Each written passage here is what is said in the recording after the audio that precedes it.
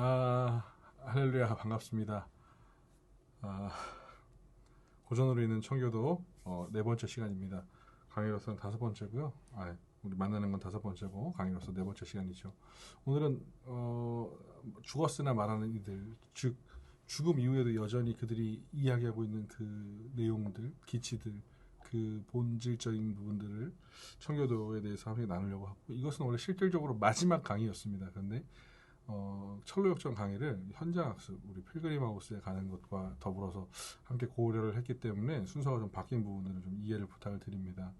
아울러서 오늘 강의를 하고 다음 주 강의를 하게 되면 그 다음 주 강의 일정은 마무리 마지막입니다. 그래서 그날 이제 과제를 낸다고 생각하시면 됩니다. 그래서 여러분들이 지금 이제 주중에 들으시기 때문에 그 주간의 주일까지, 그 돌아오는 다음 주일까지, 그러니까 추수감사 주일이 되겠죠. 그래서 그때까지 과제를 제출해 주시면 되겠고, 과제를 하기 위해서 받아가셔야 하는 그 원고지가 있을 것입니다.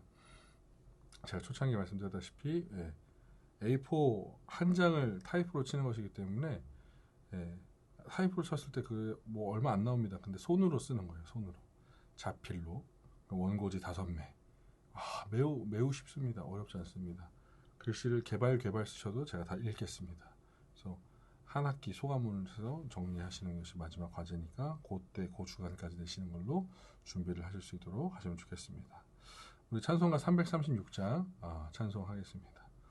제가 실제 지금 약간 이렇게 자꾸 실수가 나온 이유가 찬송을 너무 이렇게 은혜롭게 잘 부르고 있었는데 마이크 문제인지 어떤지 모르겠지만 지금 이게 네 번째, 다섯 번째 녹화입니다. 그래서 찬송가를 크게 불러서 뭔가 문제가 생겼나 녹화 중에 이런 상황이어서 찬송가 좀 작게 부르겠습니다. 찬송가 336장 이렇게 찬양합니다. 환난과 핍박 중에도 성도는 신앙 지켰네. 이 신앙 생각할 때에 기쁨이 충만하도다. 성도의 신앙 따라서 죽도록 충성하겠네. 옥중에 매인 성도나 양심은 자유 얻었네. 우리도 고난 받으면 죽어도 영광 되도다. 성도의 신앙 본받아 원수도 사랑하겠네. 인자한 언어 행실로 이 신앙 전파하리라. 성도의 신앙 따라서 죽도록 충성하겠네.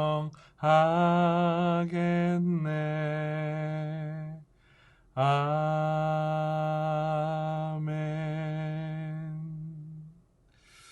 은혜와 사랑이 풍성하신 하나님, 믿음의 선대였던 말씀 밖에서 가장 말씀과 같이 살았던 우리 청교도를 통해서 다시 한번 더 이 시간 하나님의 뜻과 하나님의 그 기뻐하심을 우리가 배우길 소원합니다. 하나님, 우리가 바르게 보게 하시고 바르게 깨닫게 하시고 환난과 핍박 가운데에서도 자신들의 신앙을 지켰던 그 선대의 모습처럼 우리가 오늘을 살아내는 그 귀한 믿음을 우리에게 허락하여 주시옵소서. 또한 우리가 그렇게 살아낼 수 있는 귀한 은혜가 있게 하여 주옵소서. 함께 해주시기를 간절히 소원하며 살아계신 예수님의 이름으로 기도합니다. 아멘. 여기까지 이렇게 녹화를 하는 게 쉽지 않다는 게 참 이게 어렵습니다. 오늘은 사과, 죽었으나 말하는 이들입니다. 제목이 많은 걸 이야기하고 있죠. 이미 그들은 사라졌지만 여전히 우리에게 말하고 있는 그 본질적인 것, 그들이 지키려고 했던 것이 무엇인지를 오늘 우리가 함께 살펴보는 것입니다. 금주의 청교도 명언이 또 그것을 이야기하는 것 같아요. 진리의 불변성은 그 진리의 옹호자들에 의해 더 부각되는 것도 아니고 반대자들에 의해 훼손되는 것도 아니다. 이것은 마치 태양의 광채가 그 빛을 차단하는 것들에 의해 더 상실되는 것도 아닌 것과 같다. 토마스 아담스 중기에 있던 청교도입니다. 토마스 아담스의 이 말, 그들이 지키려고 했던 그 진리, 그 진리에 변하지 않은 그 영원한 가치, 그들이 더 지키려고 했을 때 더 부각되는 것도, 그리고 누군가 그것을 훼손하려고 했을 때 망가지는 것도 아닌 그 자체를 지키려고 했던, 그것이 얼마나 중요한지 말하려고 했던 그 청교도들을 우리가 오늘 잘 보도록 하겠습니다. 기독교를 개독교로 모독하고 목사를 목사로 폄훼하며 조롱하는 시대, 점점 하나님이 없다, 하나님을 두려워하지 않는 그런 시대인 것이죠.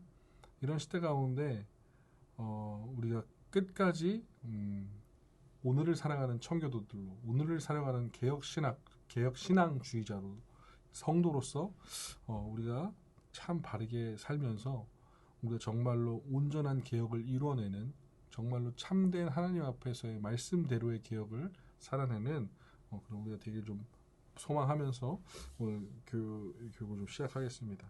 이제 오늘 내용 들으시면 이제 청교도는 다 정리되신 겁니다. 뭐 제가 이렇게 말씀을 드린 것이 좀 교만할 수 있겠지만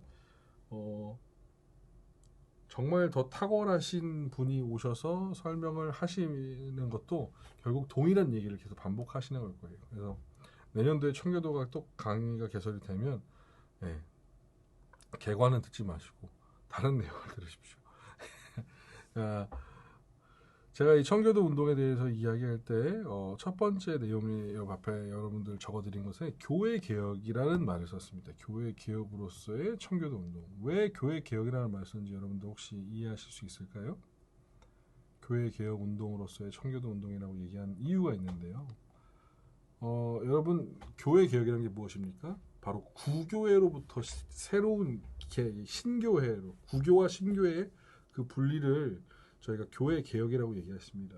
그렇다면 교회 개혁이 되어야 했던 구교회, 개혁이 되어야 했었던 문제가 존재했다는 것인데요. 바로 그 로마 카톨릭, 하나님의 말씀을 바르게 온전하게 그것 있는 그대로 전하지 아니하고 자신들의 배부름과 그 말씀을 오역하고, 그리고 그것을 통하여서 사람들에게 잘못된 신학을 준 일에 대한 것들이죠. 특별히 하나님의 절대 주권과 구원에 대한 부분들, 그리고 그것들의 결정판이 된 그 잘못의 이제 결과물이 바로 면죄부겠죠, 여러분들. 내 죄를 사할 수 있는 권한을 로마 카톨릭이 갖고 있는 거죠. 성당이, 신부가 얼마면 돼, 내 죄 네가 서겠어, 뭐 이런 거가 되는 거였죠.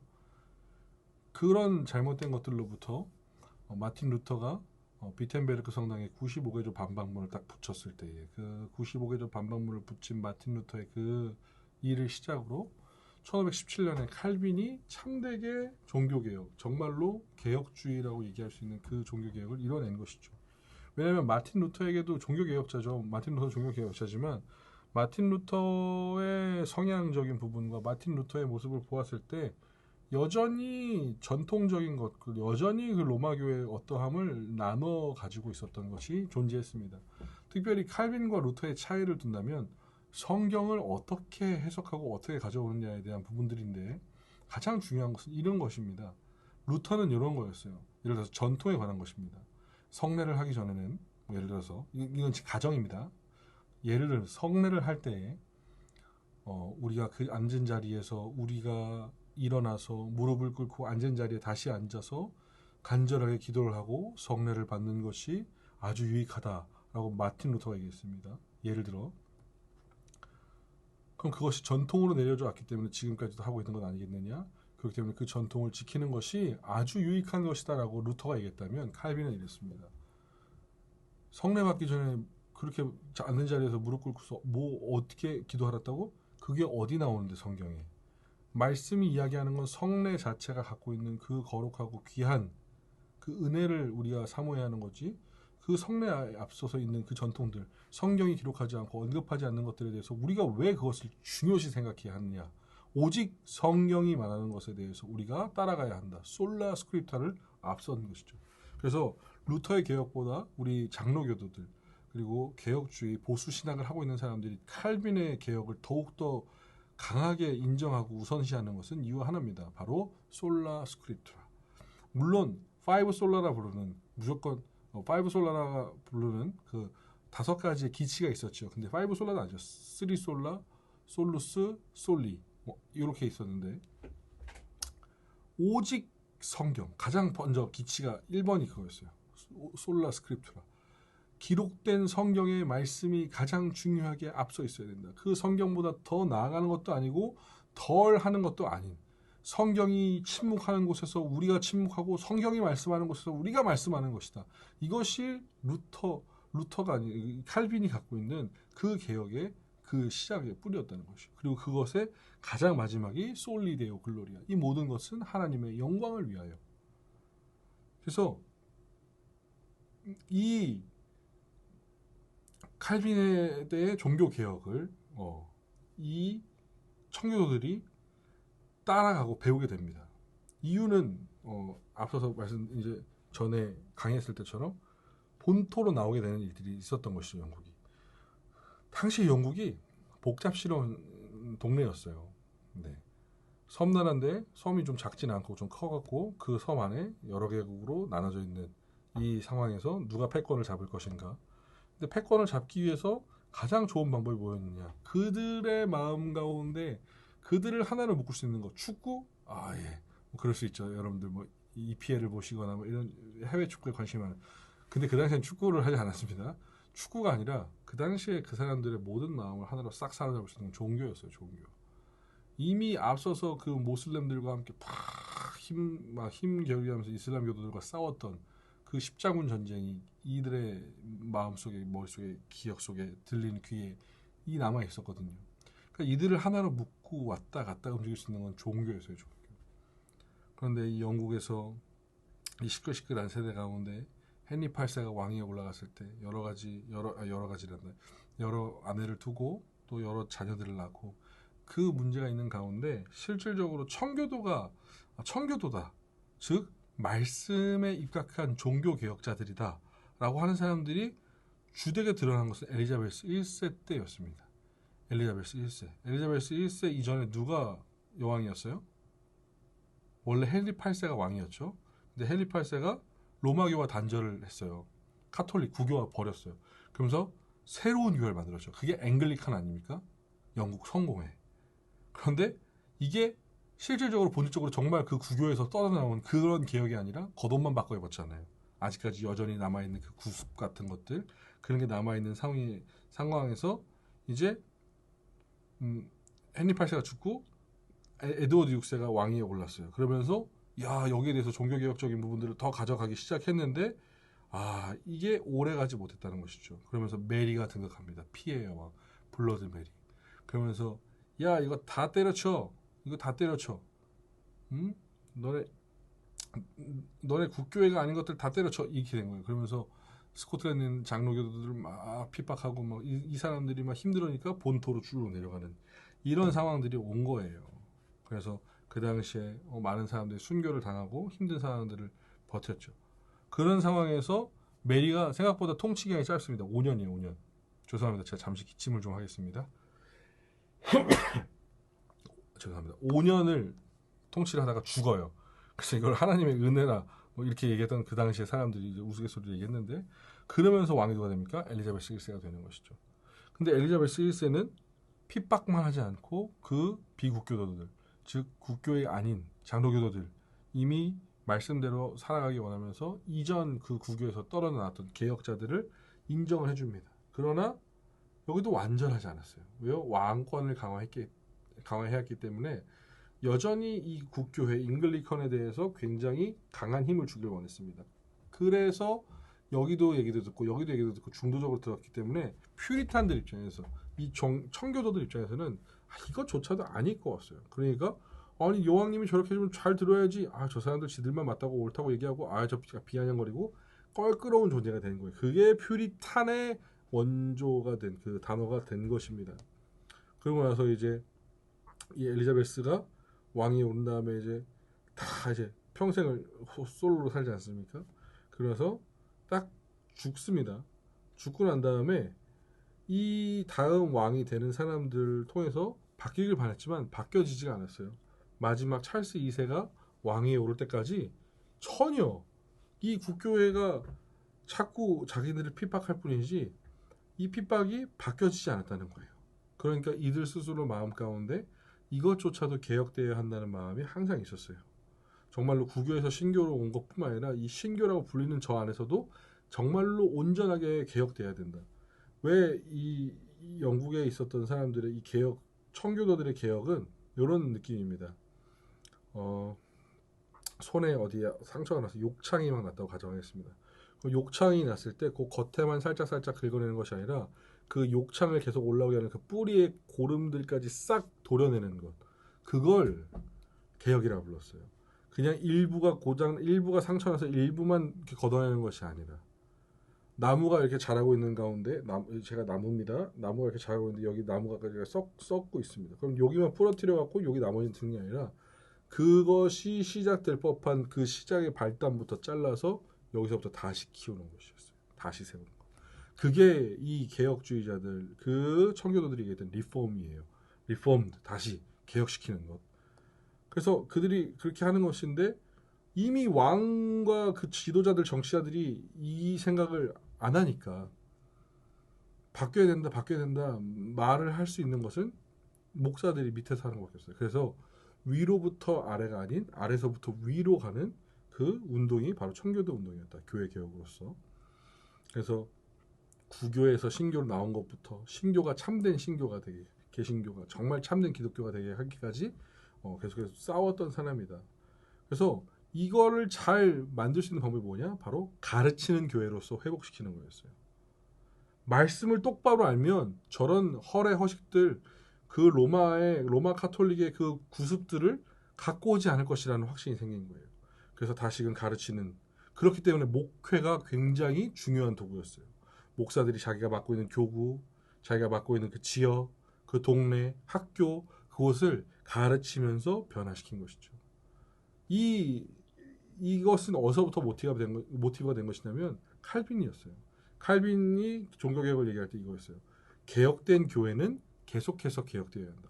개혁은 한 번으로 끝나는 것이 아니라 말씀에 비추어서 이것이 옳은가 늘 점검하고 다시금 그것이 옳지 않다면 파내고 새롭게 세우는 것들, 이 과정을 계속 이어가야 한다는 그 얘기였거든요.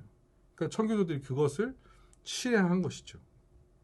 그래서 이렇게 교회 개혁 운동가로서 청교도들이 운동한 것이고, 실질적으로 이 퓨리탄이라고 불렸던 것들은 엘리자베스 1세 때부터 찰스 2세까지 그 100년 남짓한 시간에 청교도들이 존재했다라고 여러분 보시면 되겠습니다.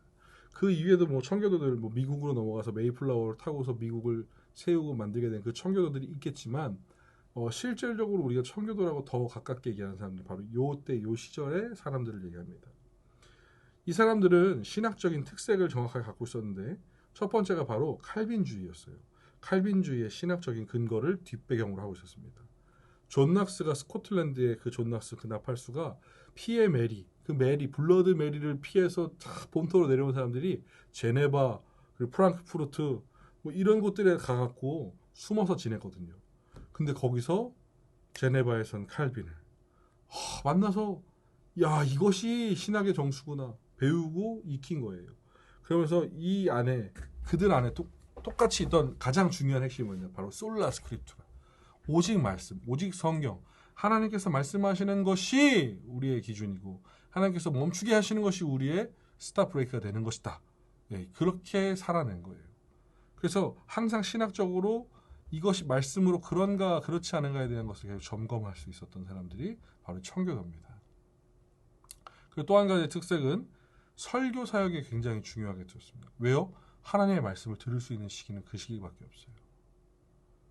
그리고 영혼을 살릴 수 있는 유일한 방법이었다고 생각했기 때문입니다. 저는 이 사실에 대해서 무조건 동의합니다. 청교도 신학자, 청교도의 귀한 목사님 중에 토마스 굿인이라는 목사님이 있습니다. 토마스 굿인 목사님의 책이 굉장히 많이 번역되어 있는데 그 토마스 굿인 목사님이 설교집을 많이 남긴 이유가 무엇이냐? 설교만이 유일하게 죄인을 회개할 수 있게 하는 방법이에요. 설교만이 유일하게 구원에 이르게 하는 방법이 되기 때문입니다. 그 근거가 어디 있습니까? 로마서 10장에 나오잖아요. 믿음은 들음에서 나며 그 들음은 하나님의 말씀으로 말미암음이라. 하나님의 말씀을 들음으로써 죄인이 회개하여서 영원한 생명에 오르는 그 구원에 이르게 되는 것이고 그 말씀을 계속해서 들음으로써 그 안에 심령이 변화되고 세워지는 그렇기 때문에 설교 사역에 목숨을 걸었습니다. 특별히 그것에 대해서 제가 말씀드렸던 거 여러분 기억하실 겁니다. 리처드 백스터가 죽어가는 자가 죽어가는 자에게 하는 그리고 이 설교가 마지막이 될지도 모른다는 설교의 심정으로 설교했다. 이 육신이 썩어가는 유약한 인간의 몸으로 죽어가는 인생을 향해서 즉 영혼이 죽어가는 구원이 없이 하나님을 알지 못하고 죽어가는 자에게 이것이 내가 인생에서 마지막 설교가 될지도 모른다는 그 마음으로 설교했다는 거예요. 이게 리처드 백스터가 생각한 설교예요. 그러니까 이 리처드 백스터뿐만 아니라 이 모든 성교도들이 설교에 얼마나 목숨을 걸겠습니까? 설교를 한 편 할 때 대부분 1시간 10분에서 1시간 40분 정도로 설교했다라고 그 기록들에 나와 있어요. 그래서 그 설교를 하기 있어서 그 한 편의 설교를 준비하기 위해서 대부분 이틀을 꼬박 설교를 준비합니다. 저도 부족하지만 설교를 준비할 때 거의 한 이틀 꼬박 쓰는 것 같습니다. 기록해서 적어내고 점검하고 신학적으로 어긋난 것은 없는지 확인하고 좋은 말로 익숙한 표현으로 정제된 단어로 다시 정돈하는 일을 하는 것이죠. 그럼에도 저는 부족한데 저보다 훨씬 탁월했던 그들은 뭐 비교할 수 없을 만큼 귀하게 정돈해내고 만들어내겠죠. 근데 그것을 그냥 단순히 전하는 것으로 끝나느냐? 그렇지 않아요. 우리가 흔히 청교도들에 대해서 오해하는 두 가지가 있는데 그 두 가지 중에 하나가 처음에는 성령과는 상관없는 인생 같아 보인다. 근데 제가 이전에 말씀드렸죠. 저희가 성령을 얼마나 중요하게 생각했던 그 사람들인지. 그리고 또 하나는 그 사람들은 규범에만 얽매여 살지 실제로 말씀을 사는 것은 아니다. 이런 식으로 표현했어요. 그러나 이 청교도들이 설교 사역을 중요하게 생각하는 것만큼 그 설교를 바로 삶의 실천적인 경건으로 살아내는 것을 굉장히 중요하게 생각했습니다. 그래서 이 청교도들의 신학의 특성 중에 하나가 실천적 경건 신학의 정수다. 그러니까 단순히 행함 없는 믿음으로 살지 않겠다는 거예요. 말씀을 들으면 그 말씀을 살아내게 한 거예요. 말씀을 전한 것으로 끝나는 게 아니라 듣고 그 들은 것을 살아내게끔. 그래서 그것이 또 다른 설교가 되게끔 한 것이 바로 이 청교도의 모습이라는 거예요. 그냥 그들은 뭐 그냥 그런 표현만 있네 아니었다는 것이죠. 실제로 그렇게 살기까지 했다는 거예요. 그리고 그렇게 살아낼 때에 그것이 내가 올바르게 가고 있는 것인가, 내가 이 삶의 방향이 참되게 가고 있는 것인가에 대해서 늘 점검하면서 자기 스스로를 돌아봤던 사람들이 청교도입니다. 그래서 여러분들 스코틀랜드에, 그러니까 스코틀랜드에 우리가 있는 사람들을 커버넌트라 불렀거든요. 커버넌트, 언약도들. 그러니까 하나님의 말씀을 끝까지 붙들고 지켰던 사람들인데 1668년에 헨리 2세가 너네 나라 말 듣든지 아니면 다 목사 잘려 이렇게 했을 때 이 사람들이 이 잉글랜드 영국을 떠납니다. 런던을 떠나서 위로 올라가요. 북쪽으로 스코틀랜드에 가서 정착하는 것이죠. 근데 스코틀랜드에 갔는데 어때요? 거기도 왕의 힘이 미치거든요. 그래서 간 거예요. 가갖고 그들을 잔혹하게 죽이게 되죠. 그래서 킬링 타임이라 그래서 여러분들 한 18,000명 정도가 죽게 됩니다. 18,000명. 이 신앙을 지키려고 하다가 그 중에서 이제 남아있던 사람 중에 하나가 제임스 더남이라는 탁월한 그 언약도 중에 한 명이었는데 이 사람은 계속해서 자기가 성경대로 설교를 했고 설교를 들었고 또 그대로 살아가는지에 대해서 늘 점검하는 사람이었어요. 그래서 6가지의 이렇게 항목을 두고서 자기를 점검했는데 첫 번째 이거였어요. 네가 한 행동이 하나님께 인정받는 것이냐. 그것을 확인했어요. 내가 설교를 듣고 한 행동인지 아닌지에 대해서 확인하는 것. 실천적으로 내가 말씀을 살아내는 것인지에 대해서 확인하기 위해서 첫 번째, 내 행동이 하나님께 인정받은 것이 맞는가 아닌가. 또 하나님께는 물론이요 사람에게도 합법적이고 유익한 것이 아닌가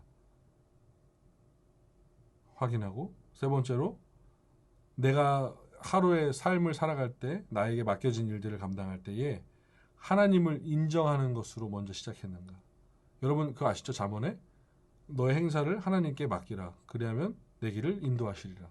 하나님께서 인정하시는 행사인가 아닌가, 너의 삶인가 아닌가를 점검했다는 거예요. 또 내가 무슨 일을 할 때 동기부여가 나의 유익을 위한 것인가 하나님의 영광을 위한 것인가, 그거를 점검했어요.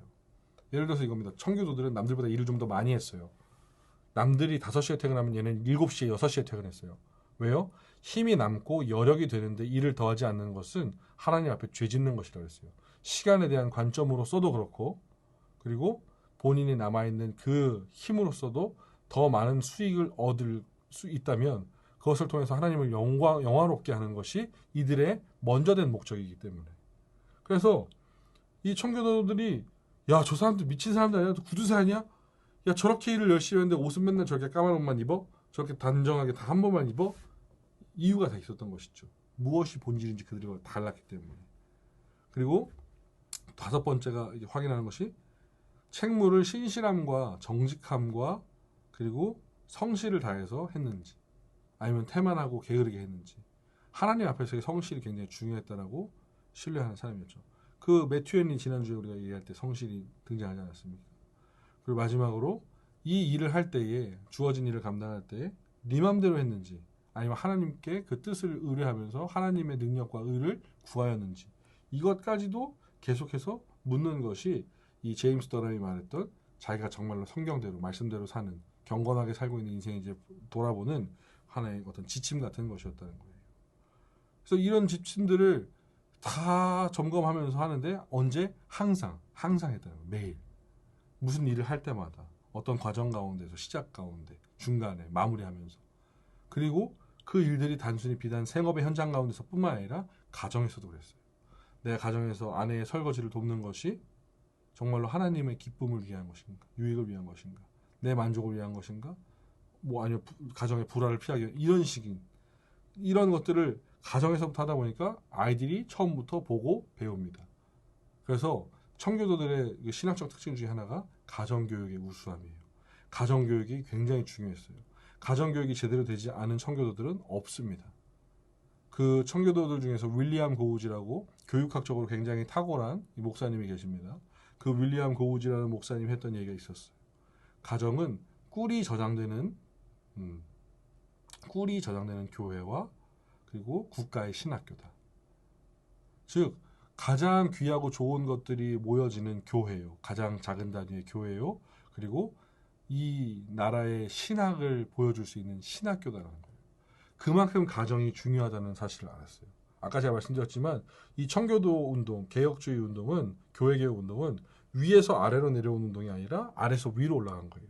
그러니까 자녀들이 배우고 그 자녀들이 자라서, 혹은 그 자녀들이 있는 공동체가 변화되고 바꿔지고 그 공동체 위에 있는 그 사람들이 이렇게 위로 거꾸로 올라갔거든요. 그래서 실제로 그들이 있는 곳에서, 있는 그 장소에서 가정이 하나님께서 보내주신 가장 최초의 교회이고 최초의 신앙 공동체임을 기억하며 그 가정에서의 교육을 굉장히 중요하게 생각했습니다. 특별히 이런 것이죠. 여기는 신앙의 열매를 맺게 하는 과수원 같은 곳이다라고 생각했어요. 그들이. 그 중에서도 아버지는 일을 하기 때문에 어머니의 역할이 매우 중요했습니다. 자녀가 어리면 어릴수록 어머니의 신앙의 역할을 따라서 그 자녀가 어떻게 태어나고 어떻게 자라가는지가 정돈되는 것이 그 당시 그곳의 삶의 모습이었다는 거예요. 특별히 여러분들 그 어머니의 영향을 정말 기가 막히게 받은 사람 있지 않습니까?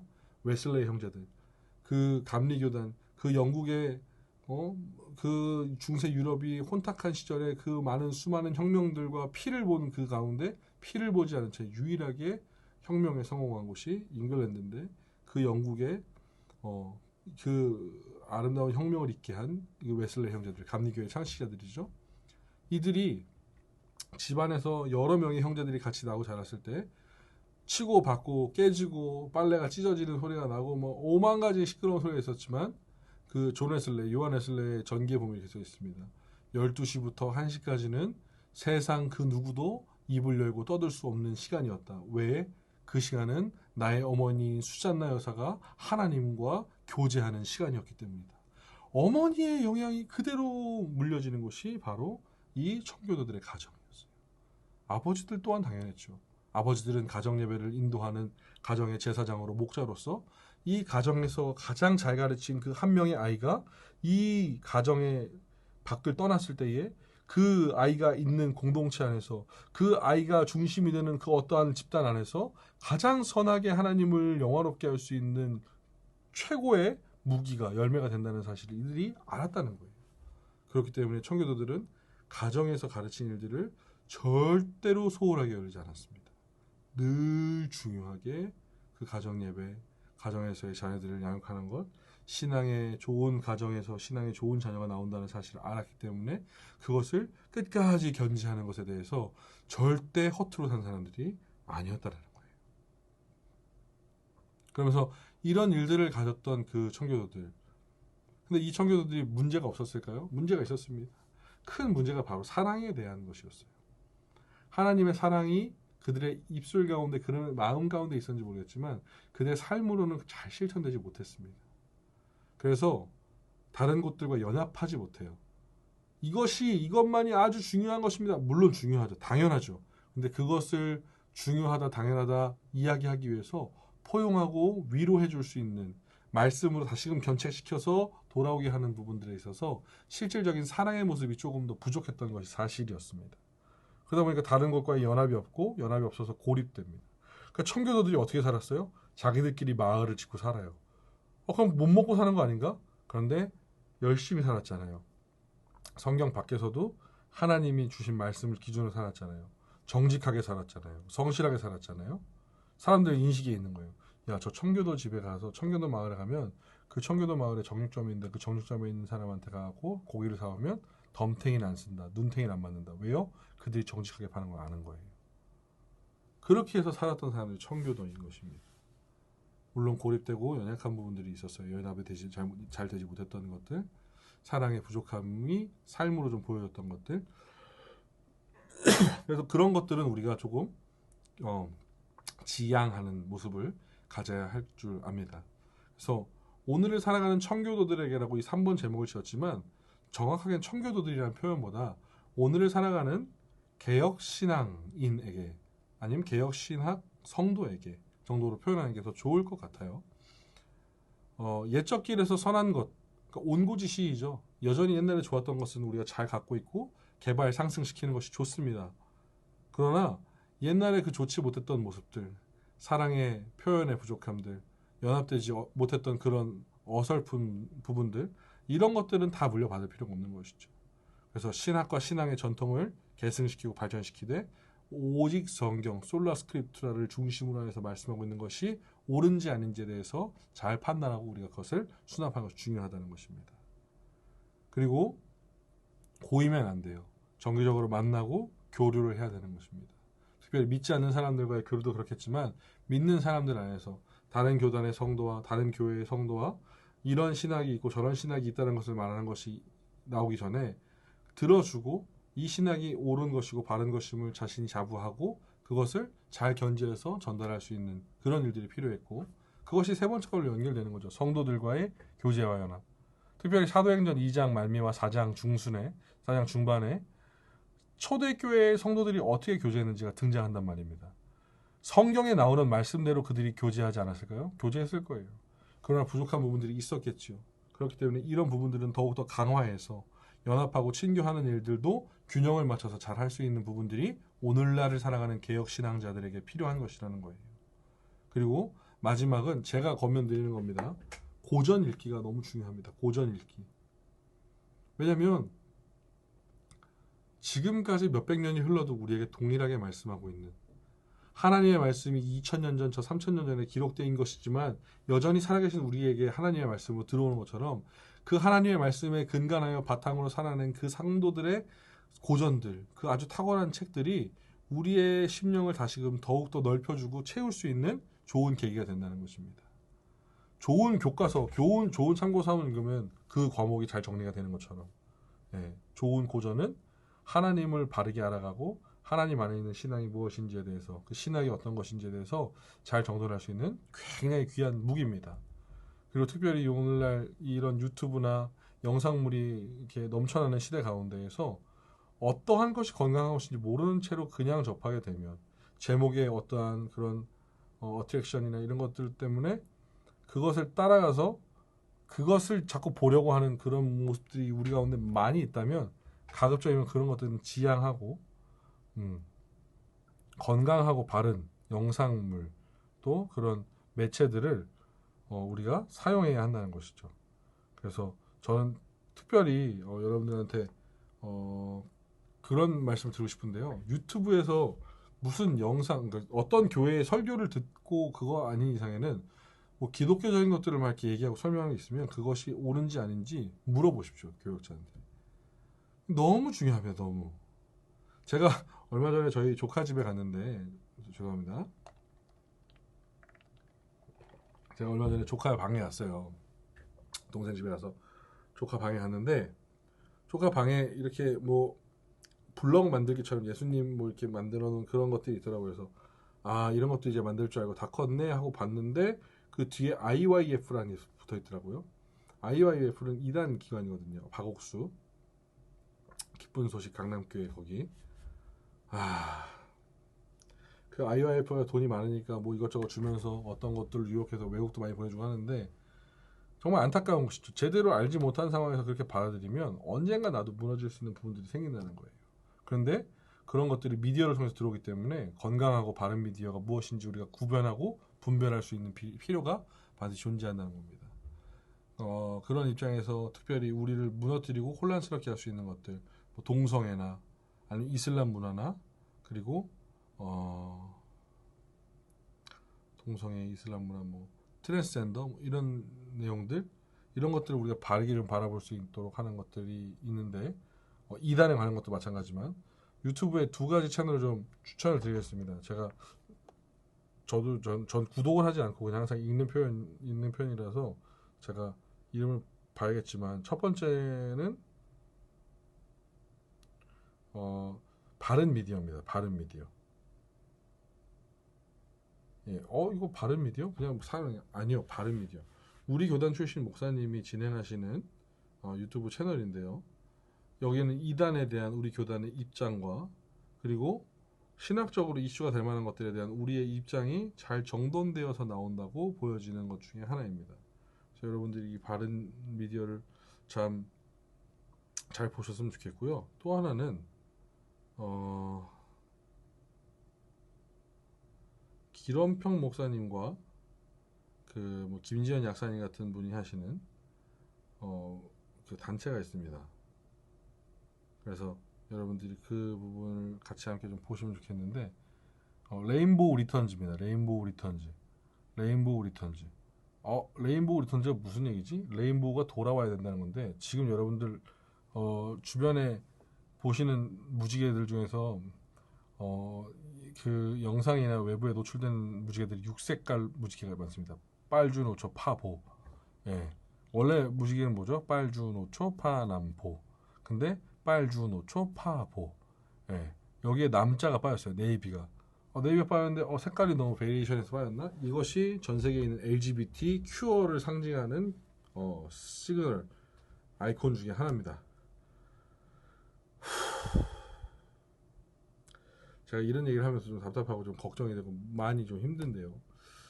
하나님께서 노아의 때에 이 땅 가운데 지면을 멸하시고 쓸어버리시면서 노아의 가족들만 남기셨죠.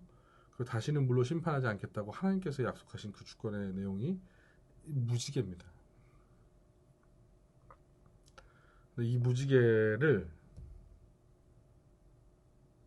하나님이 만드신 것과 다르게 만드는 자신들의 뜻대로 그것을 결합하는 거예요. 그래서 그 무지개가 무서운 것입니다. 그래서 레인보우 리턴즈라는 그 사이트를 그 유튜브 채널을 통해서 기런평 교수님, 뭐 김지현 약사님 이런 분들의 탁월한 그 견해를 통해서 무엇이 옳지 않은 신학인가, 말씀의 중심이 아닌 다른 데 벗어나 있는 것이 이런 것이 무서운 것이구나 이런 것들을 좀 기억하시면서 보셨으면 좋겠습니다. 그래서 오늘을 살아가지만 오늘을 살아간다고 해서 그런 것들을 단순히 그냥 무시하고 무서워하고 멀리하는 것이 아니라 있는 것을 유익하게 쓰고 옛것에서의 그 정수인 고전들을 잘 갖고 그리고 우리가 정말로 말씀대로 살아낼 수 있기를 소원하면서 사랑을 풀어내고 그 사랑을 가지고 교류하고 연합하면서 우리의 갖고 있는 온전하고 경건한 신학을 바르게 세워서 빛나게 하는 것. 이것이 오늘을 살아가는 우리 개혁 신학자들, 개혁 신앙을 가지고 있는 성도들의 모습이어야 한다는 것이에요. 그래서 여러분들의 모습 가운데 그것이 반드시 있기를 좀 바라봅니다. 이 땅을 살아가는 시간들이 얼마나 길게 남아있을지 모르겠습니다.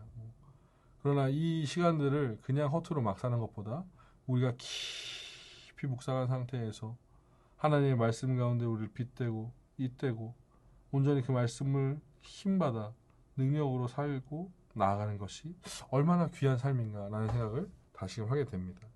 여러분들도 그렇게 살 수 있는 귀한 믿음의 용사들 또 오늘을 살아가는 퓨리턴들이 됐으면 좋겠다는 생각을 하면서 오늘 강의를 마쳐봅니다.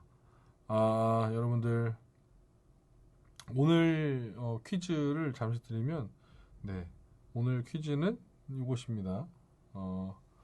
오늘 했던 내용들 중에서 어려운 게 있었을까요? 이 사람은 누구일까요?